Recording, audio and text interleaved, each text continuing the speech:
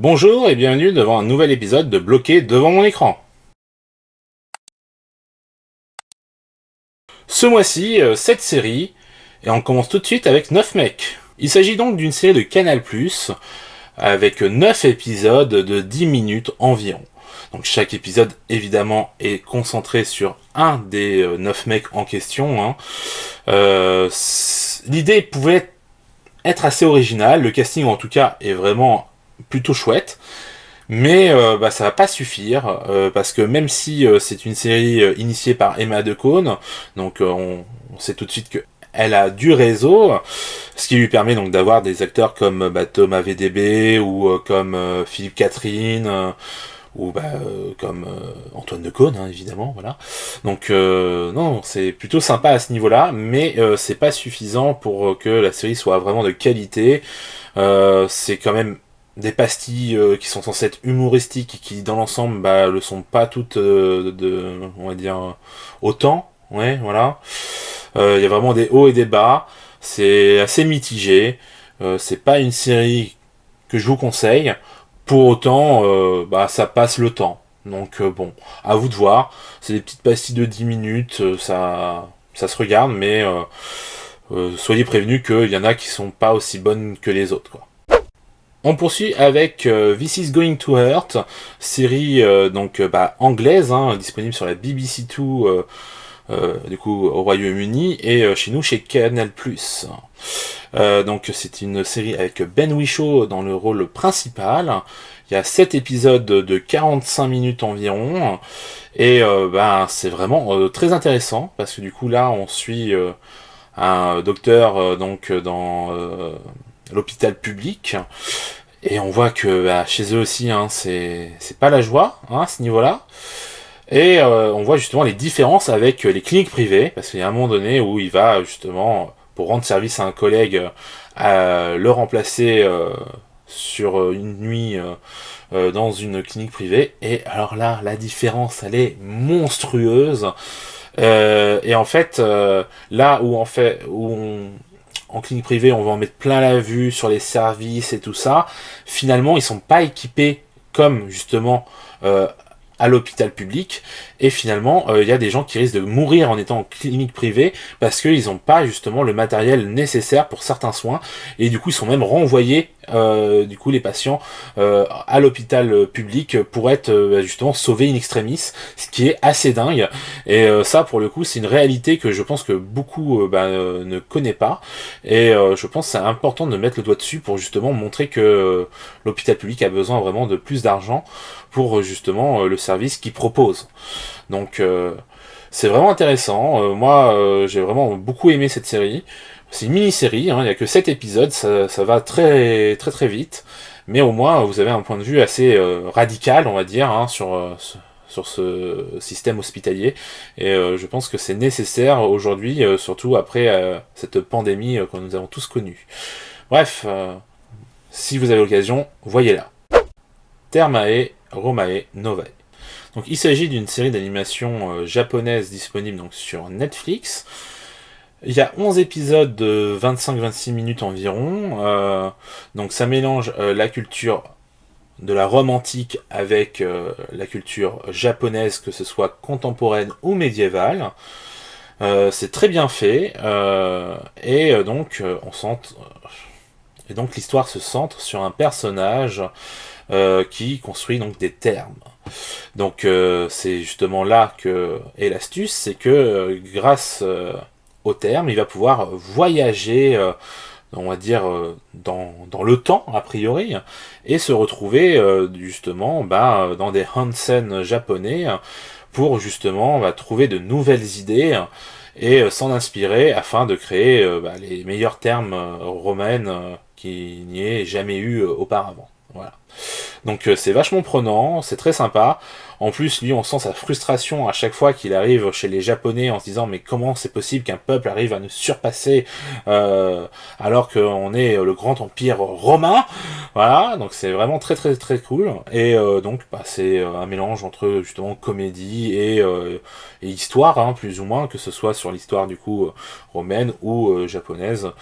Et ce qui est plutôt bien fait sur Netflix, c'est que ils ont rajouter 5 petites minutes à la fin des épisodes, ou 3 minutes, enfin c'est assez court, où la mangaka va justement visiter différentes scènes japonais pour parler justement de ses inspirations pour le manga, et c'est très sympa d'en apprendre un peu plus justement sur le Japon par ce biais.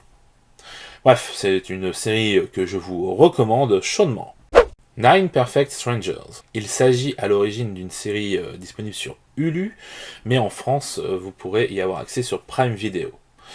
Alors, c'est une série de 8 épisodes d'une cinquantaine de minutes, avec Nicole Kidman en tête, mais il y a vraiment un casting assez impressionnant, hein. Notamment il y a donc Melissa McCarthy, va y avoir aussi Luke Evans, enfin bref, vous verrez, hein.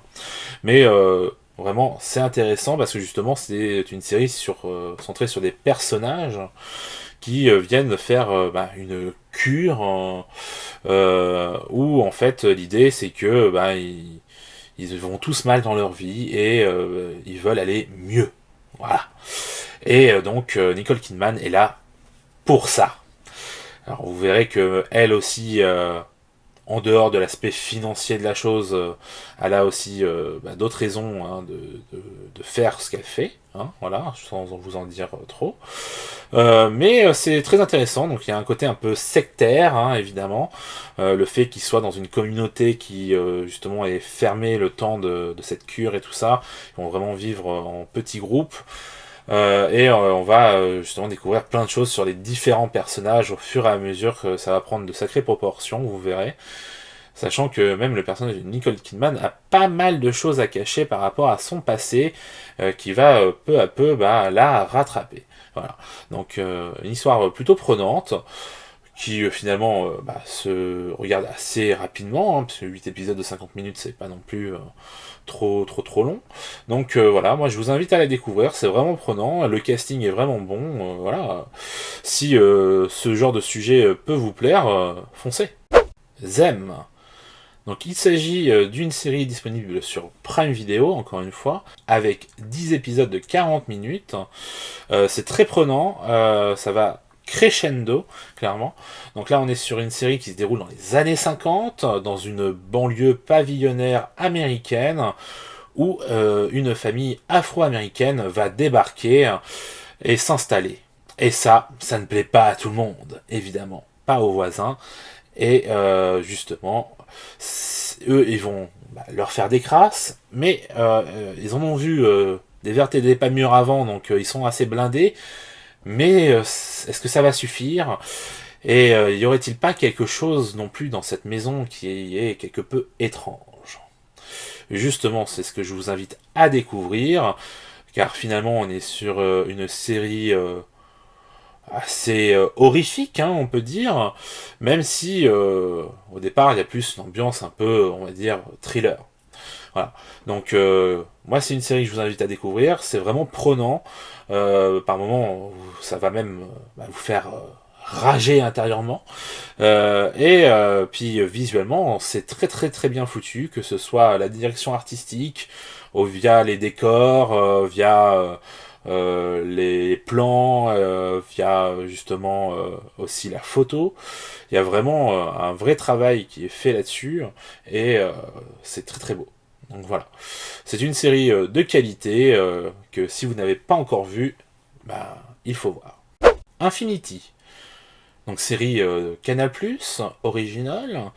Donc il y a 6 épisodes d'une cinquantaine de minutes, et je peux vous dire que c'est clairement la meilleure série que j'ai vue ce mois-ci.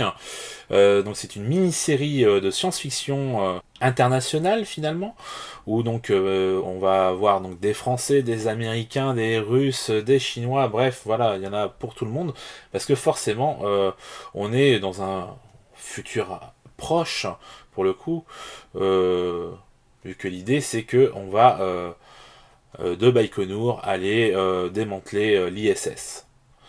Donc la station internationale spatiale, hein, pour ceux qui ne connaissent pas.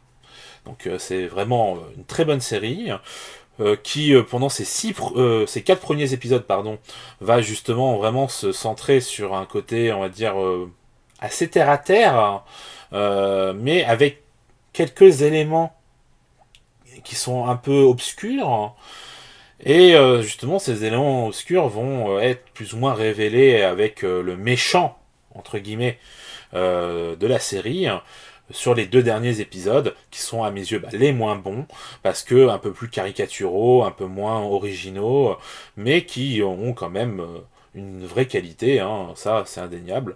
Mais c'est vraiment pour moi les 4 premiers épisodes qui font le sel de cette série, où vraiment on va se poser 1000 questions, on va se demander mais qu'est-ce qui se passe réellement, et où on est tout le temps dans le doute à être là, à se dire ça pourrait être ci, ça pourrait être ça, à élaborer 1000 hypothèses, et finalement vous verrez que c'est pas forcément la meilleure qui l'emporte, mais en tout cas c'est une proposition assez radicale qui était osée, et il faut bien reconnaître, c'est plutôt quand même qualitatif, notamment il y a une photographie magnifique, étant justement du coup en Russie, tout ça, on a vraiment des paysages assez incroyables, de désert et tout, qui sont assez inhabituels pour ce genre de série.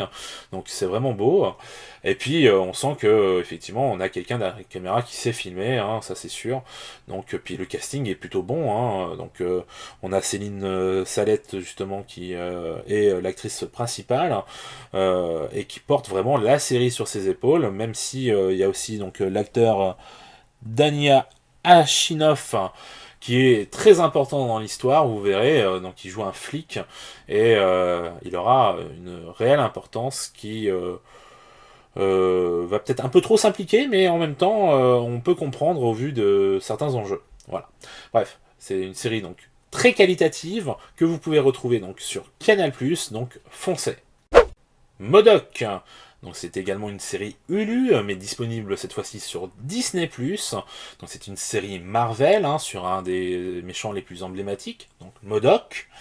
Il y a 10 épisodes de 23 minutes environ. C'est fait en animation stop motion, et pour le coup, la direction artistique est plutôt cool.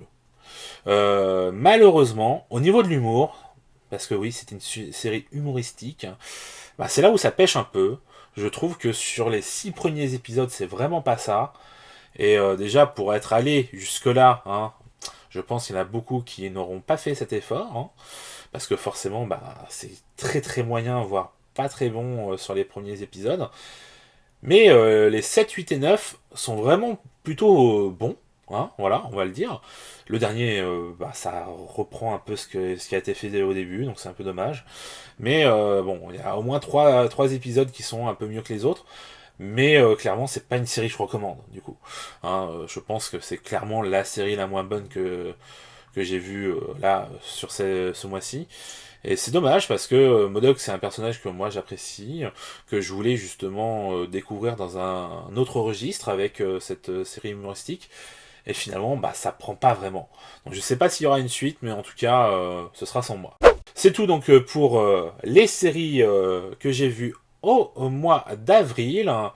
Et je vous laisse avec les prévisions pour le mois de mai. Allez, ciao et au mois prochain.